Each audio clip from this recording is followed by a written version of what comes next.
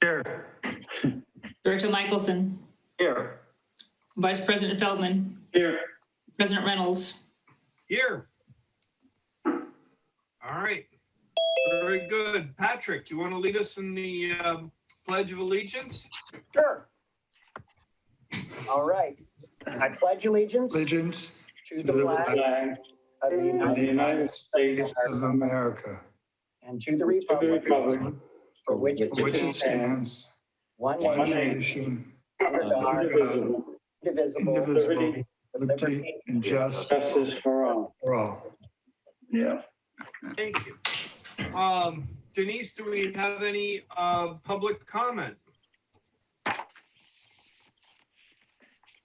I have a question. How do we handle, we don't use public comment slips, right? So how if we had public comment, how would we handle them? I guess I don't know if that's a Patrick or a Mary question. Patrick, do you know the answer to that? Sure, I'm happy to address it. What you would do is you would just ask right now if there's any member of the public who would like to speak, and then somebody should be monitoring the participant list to see if anybody's raising their hand, and I don't see anybody raising their hand. And I believe that Denise and Mary do this for every meeting, so that's the appropriate approach. Okay, perfect. Well, do we have any public comment for items that are not already on the agenda? Oh, there's Ken. I just want to say hi, Kathleen. Oh, there's Kathleen. Hi, Kathleen. All right. Seeing no public comment, let's move on to the consent calendar. I believe that Vice President Fieldman was able to review the claims. Bob? I reviewed them and they were all in order. Okay. We'd need a motion to approve the consent calendar, or does anybody have anything they want pulled from the consent calendar? Can we just make a comment on the consent calendar? Please, Ken. Pull it to make a comment. Yes, please. No, go ahead and make a comment. I just, in reviewing the inflows to the SFPUC water system through Hetch Hetchy and into the various reservoirs, it's really sad. I mean, the flows are down so low, it's incredible. And you know, I think that there's still water in the water bank and all these other areas, but I think we better be getting prepared to, you know, make some announcements about water use. That's my comment. Yeah. Okay. Do we have a motion for the consent calendar? Mr. Chair, I have a quick question for the general manager's report on financial reports, but it'll be brief at that point when it's the GM's report. If not, I will move forward to accept the financial reports. So what I need is actually a motion to approve the consent calendar. I make a motion to approve the consent calendar. I'll Okay. second that. Okay, and we have a second. Thank you. Roll call, please. Director Mueller, Aye. Director Coverdale, Yes. Director Michelson, Yes. Vice President Feldman, Yes. President Reynolds. Yes. All right. Do we have any meetings attended or director comments? I did John? complete my harassment course. I have the copy here of my notes. I will keep close by.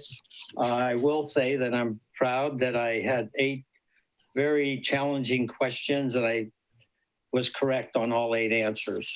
And so I was happy about that. But my wife said I failed the other ones. I just wanted to make a 20-second report. I wanted to report that when we got to the mountains, the snow on the parking garage was under 12 inches deep. And by the time we left, it was all the way chest high, which is about 4.5 feet. So while there isn't enough, and it's not everything we hope for, it's at least improved and radically improved. It went from, I think it was 119 inches to 168 inches, which was pretty significant. And then it had snowed the week before, another 30 inches. So it's much better, but it's still pretty frightening. Yeah. Yeah, and I can laminate on that. I did have a BOSCA meeting, and prior to these storms hitting, Steve Ritchie's report was, you could see that there was a sense of concern at SFPUC, and he had his fingers crossed that the storm would, help out. I understand we're at about 65%, and as I said earlier, this is definitely a snow with a higher water content. It wasn't the fluffy stuff that I was hoping for. So we'll see. It's not as dire as it was a couple of weeks ago. Pray for more and go from there. And it's still, not mid-February yet. So hope for the best. Thanks. Okay. Any comments? Let's move on to our general business. The first one is award of contract for engineering with HDR. Okay. Well, I will start. First of all, I would like to introduce Rich Stratton from HDR. And also we have John Sutter, who's joined us today from EKI. So thank you both for joining us. And the first item really involves HDR, although EKI has been involved in helping us get to this point over the last 2+ years. But in the last 2 years, we've been working with EKI and another firm, TJC and Associates, to evaluate the condition of our tanks in need of maintenance, and including doing seismic analyses. So in addition, with EKI's assistance, we've also spent a good deal of time looking at our hydraulic model and our existing storage locations. So given John and his team's analyses, we've concluded that maximizing storage on Carter Hill at the Nunez facility, where the storage is readily accessible and is gravity fed, is in the best interest of the district to pursue. So as you all know, the Half Moon Bay tanks are all quite old, built in the 1950s and early 60s. Half Moon Bay Tank 3 is the largest of the tanks at 1.5 million gallons and was built in 1963. It's never been rehabilitated, and to rehab and retrofit the tank would cost over $1 million, and replacement with a welded steel tank would be at least $2 million. So, we have the opportunity to significantly expand our storage on Carter Hill and perhaps eliminate storage in other areas of the district. So at minimum, we are looking at, we would like to pursue a 3 million gallon tank, but would even consider a larger tank. And we'd like to utilize pre-stressed concrete. That is proven to be a technology that is less costly to maintain over the life of the tank. But I'll let James continue this, and then we'll also introduce Richard to provide an overview. So James, want to take it from here? Thank you, Mary. A lot of staff work has gone into this decision over the last few years. We really been looking at what tanks need attention and what's the best fit for the district. And just to kind of repeat what Mary said, if we're going to have a tank that's going to survive a huge earthquake, we want it at Carter Hill.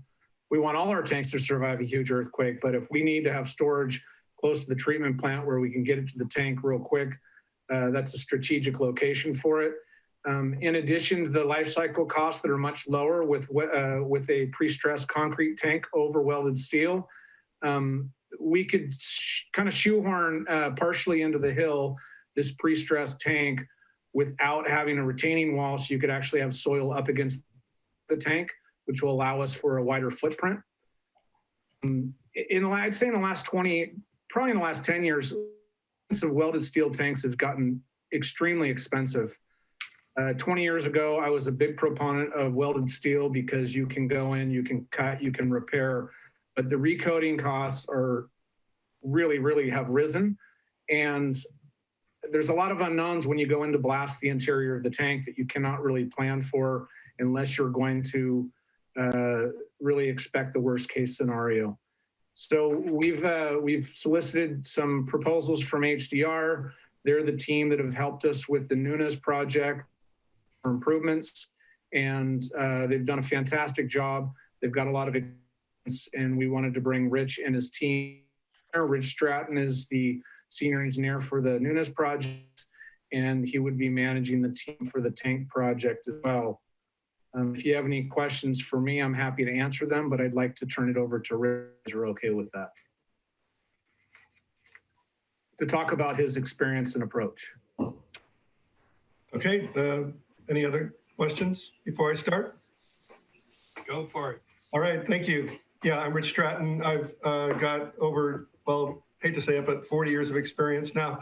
But I've done 16 pre-stressed concrete tanks in my career, and all real successful projects. And it is a very good product, as James said, for corrosion resistance and seismic resistance. Those are the two really big advantages of the pre-stressed concrete, and low maintenance. And so our proposal that we sent in, the approach that we are taking is to do it in 2 phases. Phase 1 is to do a TM and about a 20% design where we define the project. We do some analysis to decide and determine what's the largest tank that's cost effective on that site. At least 3 million gallons, and we'll look at up to 5 million gallons. Because as Mary said, this is the best hydraulic location for the tank. You can gravity flow from the Nunes plant, and you have the right ground elevation. The challenge is that it's sort of on a ridge where the road comes up, and so it's a little bit of a narrow spot there. But we've got some things we can do. We would ideally have the tank resting on cut, but we can have some fill. We've done it before, and we're working with Cleary, the geotech. And so we'll look at that and make a decision once working with James and Mary and the team. Once everybody agrees on the size of the tank, the location of the tank, then we'll proceed to final design.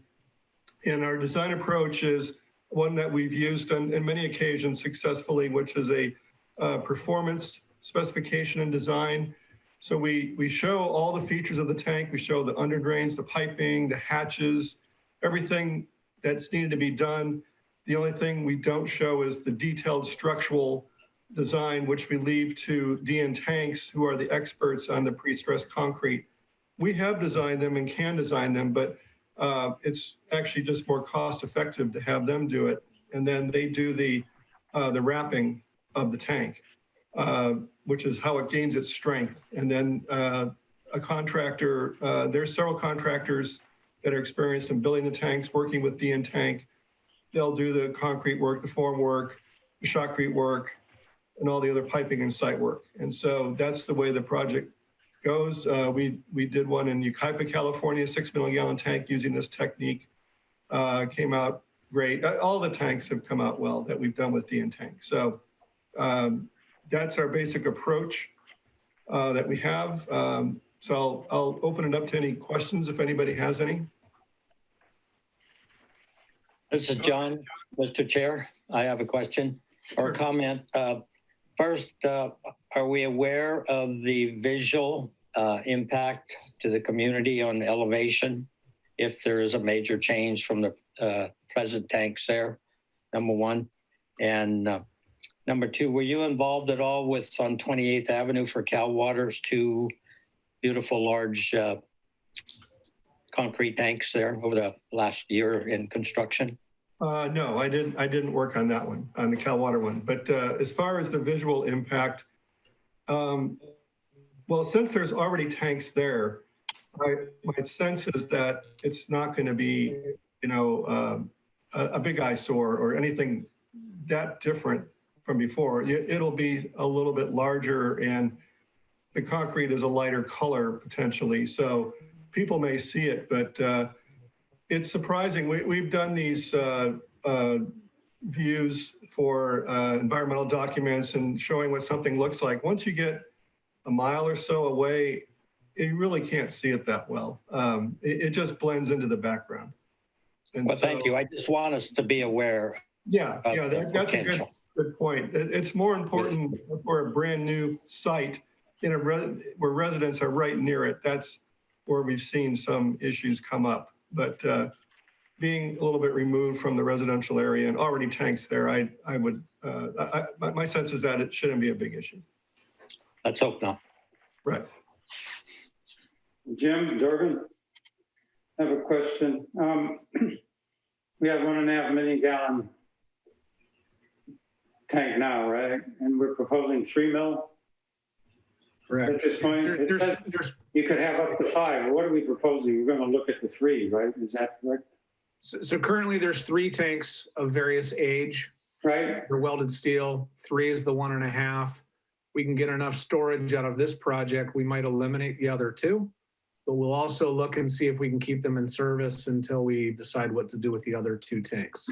But the proposal in terms of dollars there's a number that says 6 mil. Is that for 3? That's a 3 gallon concrete, pre-stressed concrete tank, correct? In there, in 3 million. Mary's letter. Mary's, your staff report. Yes. Okay, so we're talking 6 million to put that in there, including, right, is that right? Not 5, not a 5 million gallon tank. Correct. We have not done the TM or the basis design yet, but Okay. I just want to know what size. The other thing I had, will all be evaluated. the other question was, it said 3 million gallon welded steel was 5.3 mil. But on the front, the page in front, it says that it was estimated at 2 million for 1.5 million gallons. So you're saying to get a 3 mil welded steel tank would cost 2.5 times as much? Typically, I didn't understand the ratio. I thought it would be cheaper to get it, cheaper for. as they get bigger, there is some economy of scale. There is. Yes. Yeah, but You the don't 3 see million many welded steel 5.3. tanks larger than 3-4 million gallons. There's a cutoff where it really less expensive to build concrete. You typically don't see welded steel tanks over 2 to 3 million gallons. Once you get in the 4 million gallon range, they go to concrete. Okay. Am I answering your question okay? Yeah. Yep. Mary did a evaluation of this, I want to say 2-3 months back. And when you add in the painting costs of the tank, the concrete tank was almost a third less expensive to buy. The savings was really huge. It was in the millions of dollars. And Mary probably can pull that up if you'd like her to refresh you with that. Okay. Yes, I mean, we actually had our other, TJC had done a study for us and an analysis of going with welded steel versus versus going with the pre-stressed concrete. And the big issue is that with pre-stressed concrete, there's little maintenance over the years. And with, technically with every, with our welded steel tanks, we should be rehabbing and recoating every 20 to 30 years. And that could be really, really expensive. Our last recoating was the El Granada 3, 250,000 gallon tank, and it cost us nearly $1 million to recoat it.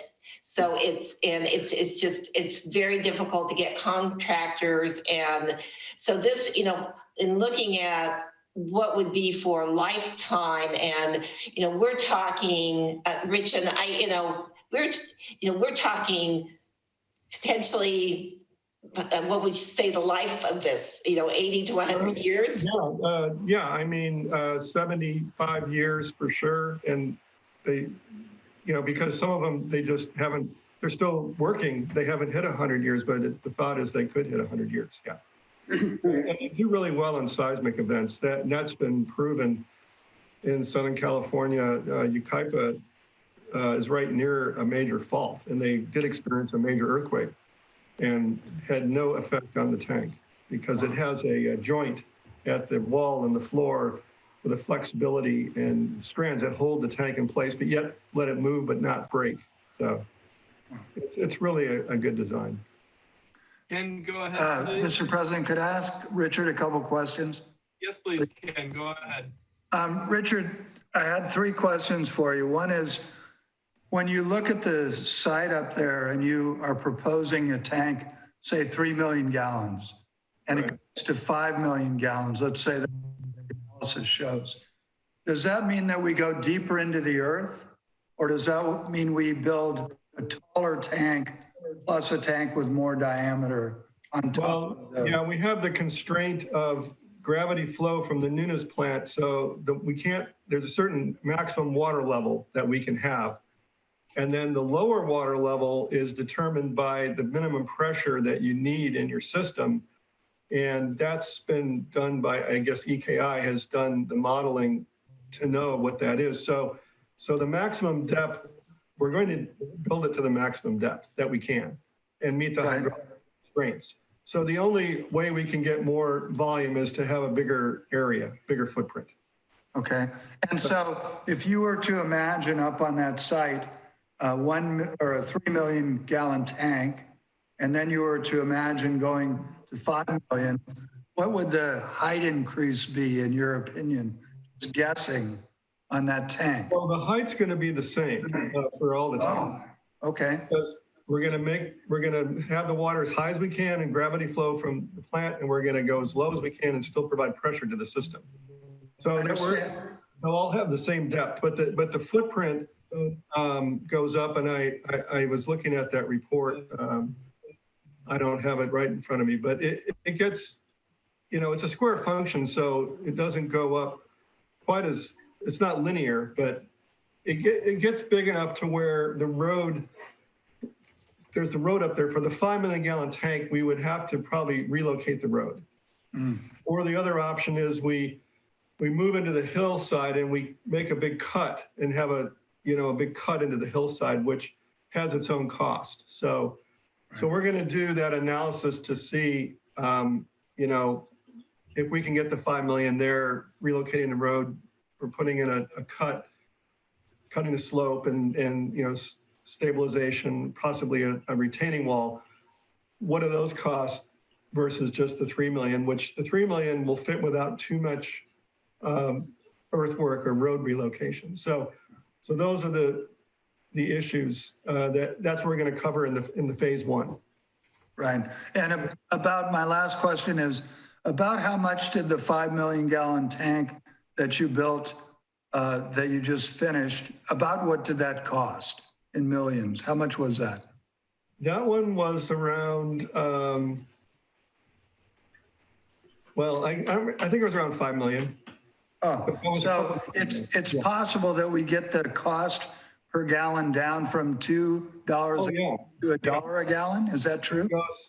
Yeah, I mean, like the DN tank cost, which I was just looking at that. So for a 3 million, this doesn't include all the costs, but their estimate was 2.9 million, and for 4 million, 3.35. So wow. The cost per gallon goes from about $1 a gallon down to 83 cents a gallon, just by going from 3 to 4.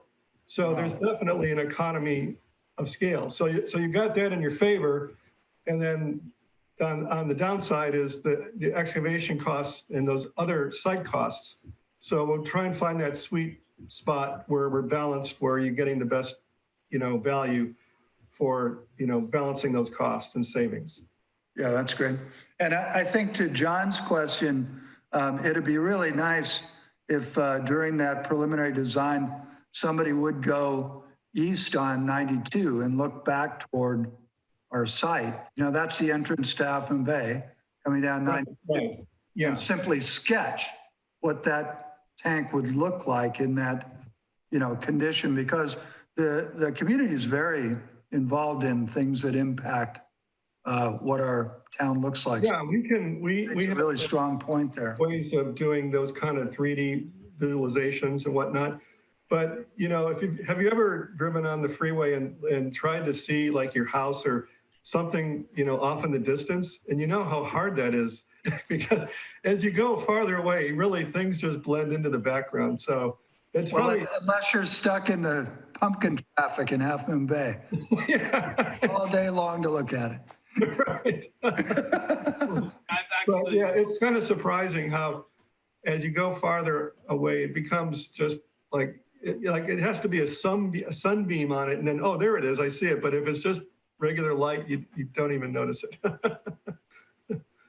Ken, I've actually looked at that both on Google Maps and Google Earth and on driving. And the crest of the hill, although we're up on the ridge, there's a bulge in the hill there that really precludes any view of the entire tank site. You just can't see it. So the traffic corridors seem really well protected. I'm sure you could see it from the ridge to the south looking across, but it is shockingly well protected there visually. And if need be, you know, I've seen sites where we've planted trees to do some screening, but I sort of doubt that would be needed here, but that's something that could be considered. Okay. There is a pretty good. Well, that's music to my ears, planting trees. Yeah, I mean, that's easy enough to do, right. And then Does picking the anybody- tree is a little harder. Does anybody have any other questions, or should we get a motion on this contract?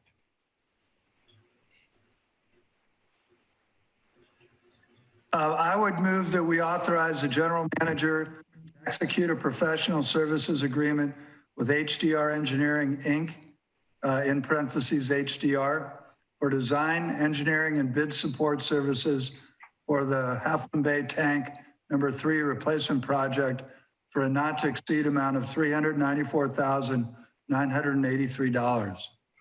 I would second that. All right, Denise, a roll call, please. Got to turn your mic on. Sorry about that. Director Muller, John?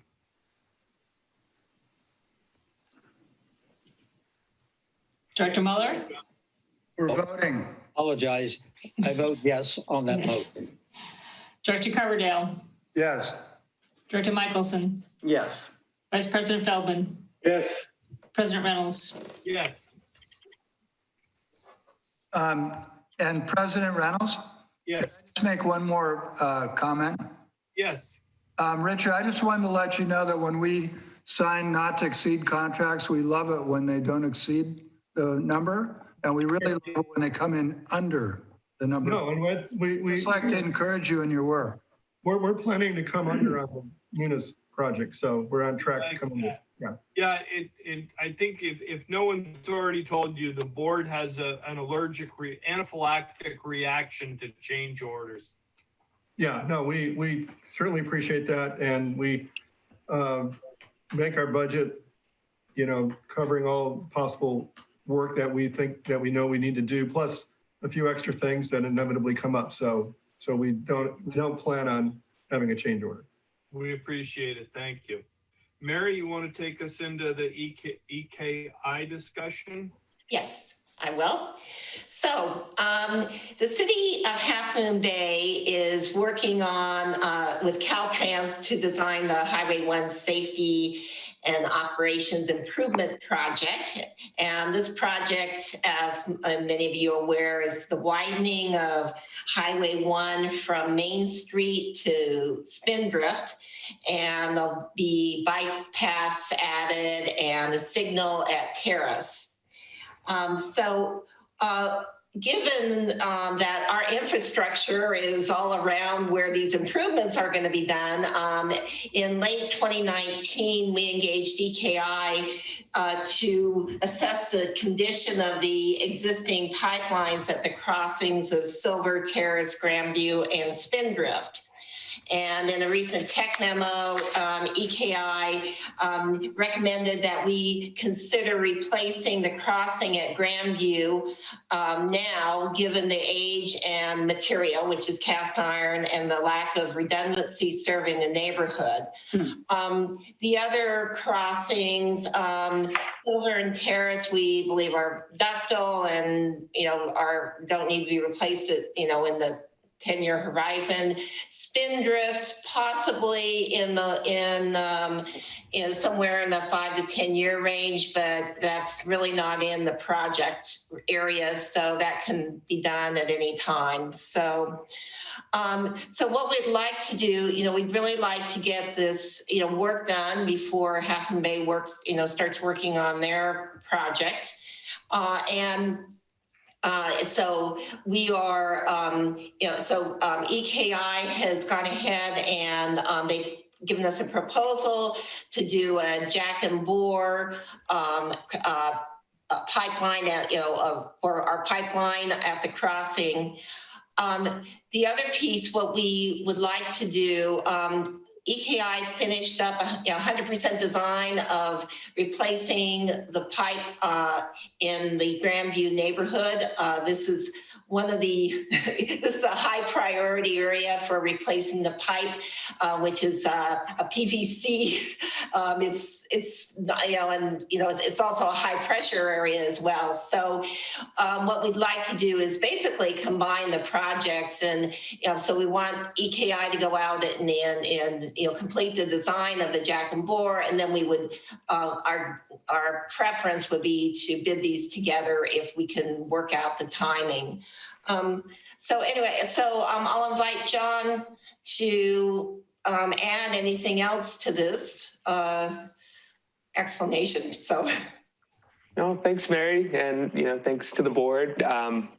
We always enjoy, we have a really valuable relationship with the district, and we always enjoy continuing working with you. So, and we're hoping, this, as Mary alluded to, we're hoping to really push quickly on this project so that we can have this ready to construct before the city's highway project. So this will be a high priority for us to move quickly, and barring any delays from Caltrans, we should be able to get this done before the city's work. But I'm happy to answer any questions that you may have. Yeah, John, do you think you can talk the city into putting timed lights, or maybe it's Caltrans who would put the stop lights so they're synchronized by time, the same way other cities do it? I can't make any promises, but I'll do my best. Throw in a few hints there. Yep. Tell them we'll turn off water service to City Hall. All right. I have a question, Mr. Chair, and a comment, please. So are we talking about crossing Highway 1 from the west side of Highway 1 onto Terrace Avenue first? No, this would just... First question. John, there's a map in the back of the folder that he gave us. There's the last page of the handout has a map showing where that crossing is. Okay, I've been looking at my binder thoroughly, Mr. Chair, and I have not found that map here. It's on the back side of the But that's last okay. page. Okay, yeah, I got it. I apologize. So I'm still, I understand. So we're not going into Terrace with this original project, going into Grandview first. Is that correct? Yeah, that's correct. Okay. Because I thought there was part of this was also piping on Terrace Avenue. So as part of, we did a pre-design effort, and we evaluated, we did utility research and potholing at Grandview, and then in addition, we looked at Silver and Terrace and Spindrift. So we were trying to assess which of those crossings were the highest priority.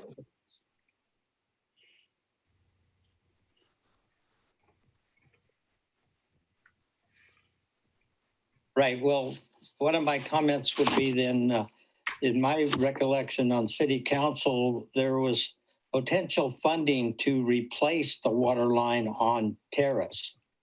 I don't know if staff is aware of that or if there's such a thing. And there's also, as the chair mentioned about synchronizing lights, there are also Pacific Ridge developers put $1 million in an account for lights at that intersection that we had moved forward at one time, and then the community fought it, so we did not continue on. But I'm just wondering about funding for replacing water lines on Terrace. That's all I'm bringing that up for. Yeah, I'm not aware of funding for water lines. I do know we had a meeting with the city last week, and I think I forget the number in the, it's in the 20 million range or whatever, but they pretty much have most of their funding now. I think they're short 4 million of the 20 something million they need, but they indicated that they were looking to break ground in, after first quarter 2022. Okay, but nothing regarding replacing the main water line up Terrace Avenue, because Pacific Ridge had a clause in there somewhere, Albert Fong family, and because of the heavy construction equipment working on those 19 homes. Thank you, John. Okay. All right. Any other questions about this contract to have EKI prepare this project? We'll need a motion then.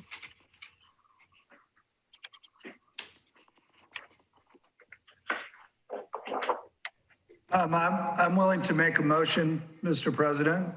Well, thank you, Ken. I would like to recommend that I'd like to move that we authorize the general manager to retain the professional services of EKI Environment and Water, Inc., EKI, for design and construction support services for the replacement of the water line at Grandview Boulevard under Highway 1 for a not to exceed, I'd like to emphasize, we like the not to exceed budget of $156,500. I'll second it. Okay. Kim primary and Bob second. Denise, could you take a roll call, please? Director Muller, Yes. Director Carbondale, Yes. Director Michelson, Yes. Vice President Feldman, Yes. President Reynolds. Yes.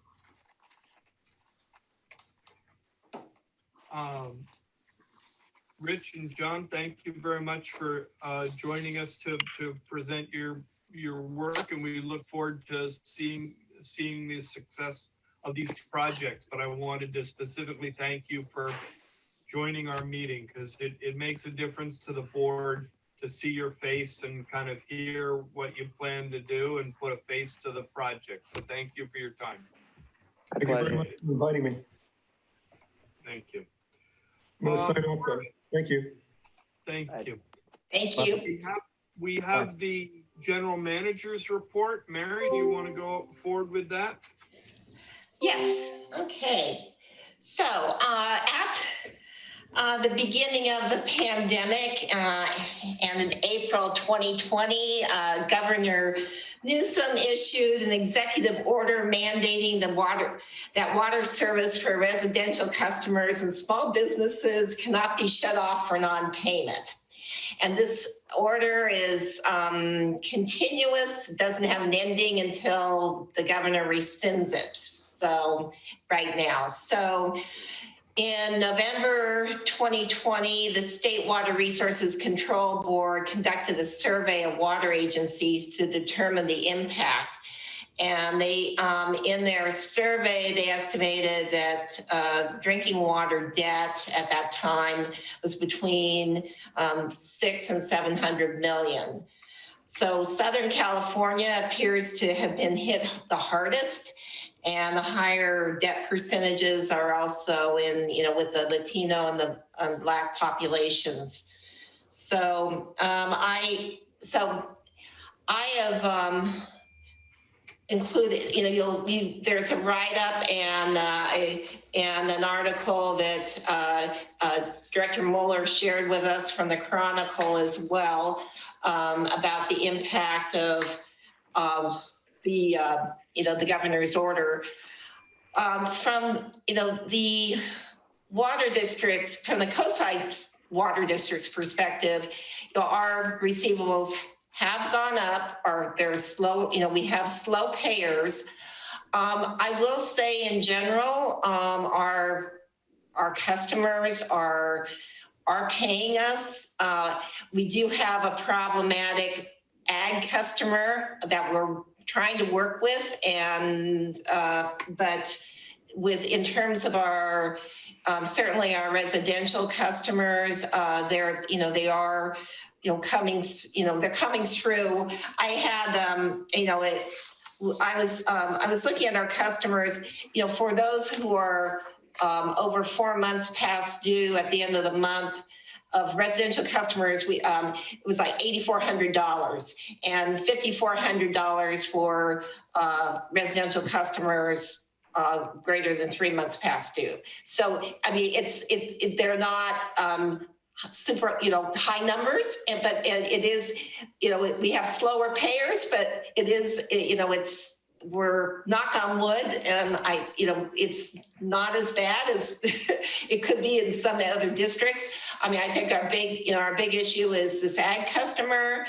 but other than, with that, we're looking, we're not as in bad a shape as other districts. I will say that one of the, when we look at our shut-off policy, as you may recall, back in December of last year, December of 2019, you approved a new shut-off termination policy. And this was the result of SB 998, which put into place that we couldn't shut off customers for a minimum of 60 days past due, where, historically we would be able to shut off customers at 15 days past due. So, it's a big change. There is noticing, and when we go back to non-COVID world, at this point we have that policy to go back to. So, does anybody have any questions on this subject? John? Yes, please. Mueller. Through the chair, I'm really puzzled, and the finances was $25,918 to the State Water Board. What was that fee for? Their handout that they mailed us? Because I'm very familiar with testifying in front of them for many, many years. I can't understand $25,918. Any idea what that was for? I believe that's our annual fee. Right. Oh, okay. I wasn't sure. So it wasn't for the handout. It was the annual fee to them. Right. And I think most people don't realize how much money that state board gets from districts and what service do they provide us other than, fines. Just never put any treated water in the creeks, trust me. That's Cal Water. Thank you for that clarification.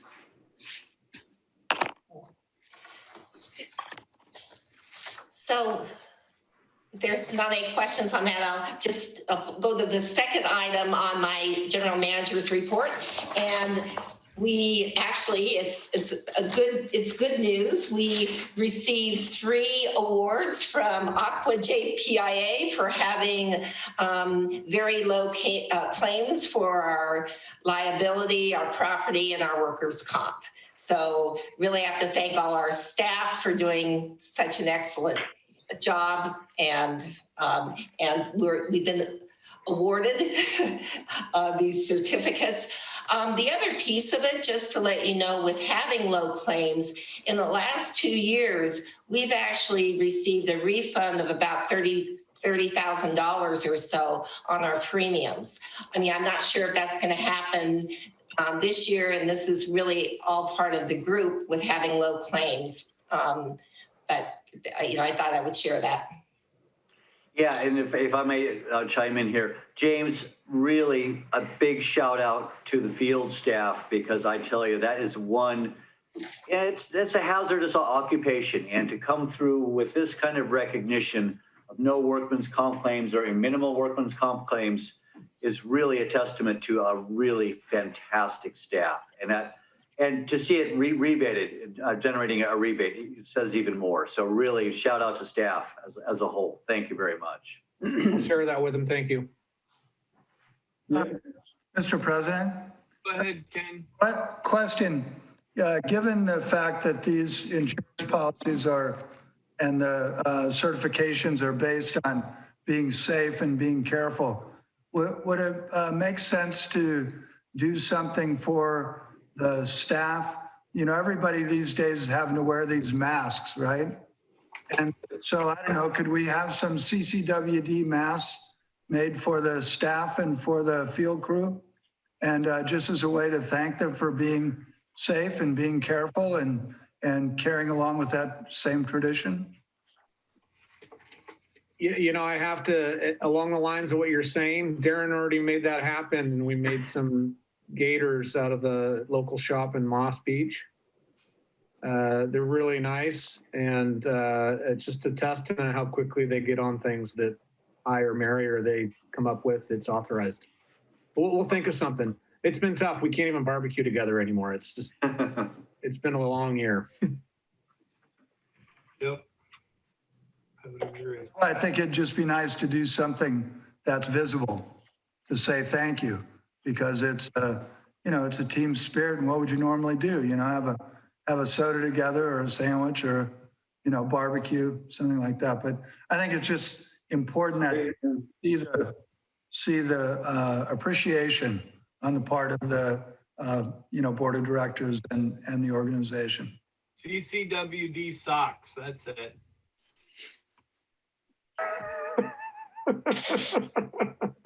We'll come up with something good. Mr. Chair? James, I think you're up for the next one. Yes. I had a question, comment on that last comment. Yep, go ahead. Yeah, I think this would be an opportunity to possibly take out a small ad in the review regarding these recognitions, but also how the district is very concerned about the unexpected drought for the next few months. So something to toss out there in the future that we have to be concerned about, but also show recognition that the district did receive for the fine work you've done in the past. Good idea. James, you're up for our superintendent report, please. Okay. The Pilarcitos wells ran last month at 300. That's all we could squeeze out of them. And we're happy to say they're still maintaining 300. We ran Denniston last month at 400. We had a 2-day shutdown in January due to high turbidity events that were rain related. And we did have to stop pulling off the Pilarcitos reservoir back in the 9th of January due to an SFPUC request, due to the low levels and their concern about being able to operate their siphons and meet their in-stream flow requirements. I have not called them again yet. We're waiting for a little bit more rain. We'll see when we can get back on there, but I don't want to aggravate our relationship with them at this point. Nice project that we came up with is the Crystal Springs Pilarcitos vault. There's a pressure reducing valve below the Cahill tank It's a 12-inch, had a bypass on it. We opened this up recently and found that there was quite a bit of damage inside this large valve for not being open enough.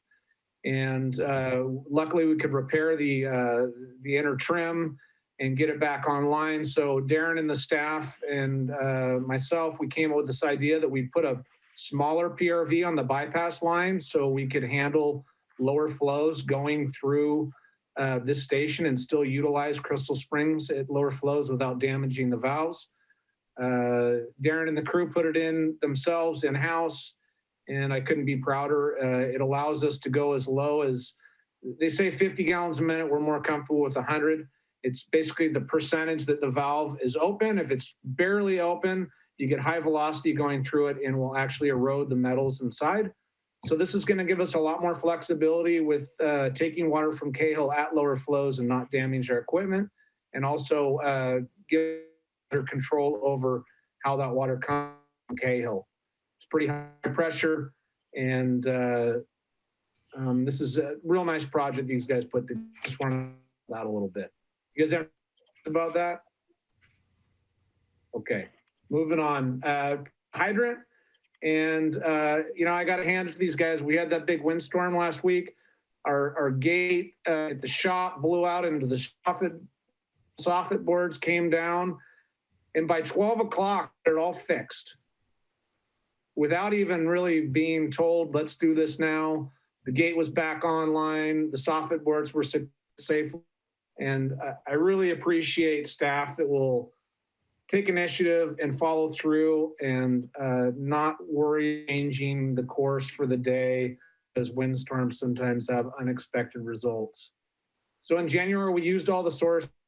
We're currently on Denniston at 500. We're using every drop we can get out. Nunes is at 300, only on the wells. We'll probably have to start sipping off Crystal Springs, maybe as early as tomorrow or the next day. We just don't have the precipitation we need to run the wells in Pilarcitos or Denniston at a higher flow rate. Director Michelson asked about the emergency pump we got for Pilarcitos.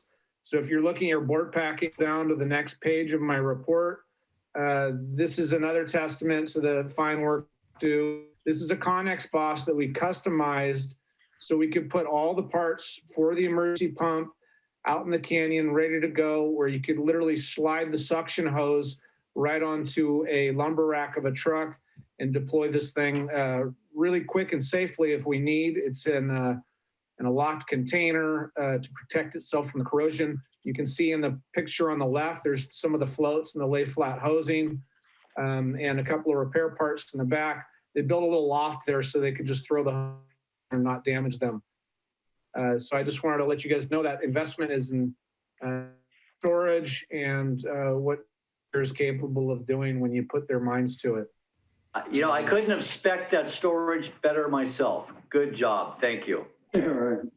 These guys are great at figuring No, stuff they out. are. They really are. I don't even have to just done, and it's always better than probably what I would come up with. Awesome. Thank you. Thank you. Great to have working for us. Sure. I appreciate you asking. It's a nice way to showcase the staff a little bit. HDR, the Nunes Water Treatment Plant Upgrades Project. The bid period is opened in January the 28th. The pre-bid walk is today. We've got quite a bit of interest at the plan room. The bids will be due on the 3rd, and we will let you know what happens with that exciting project. We'll know more on the mandatory pre-bid walkthrough on Thursday.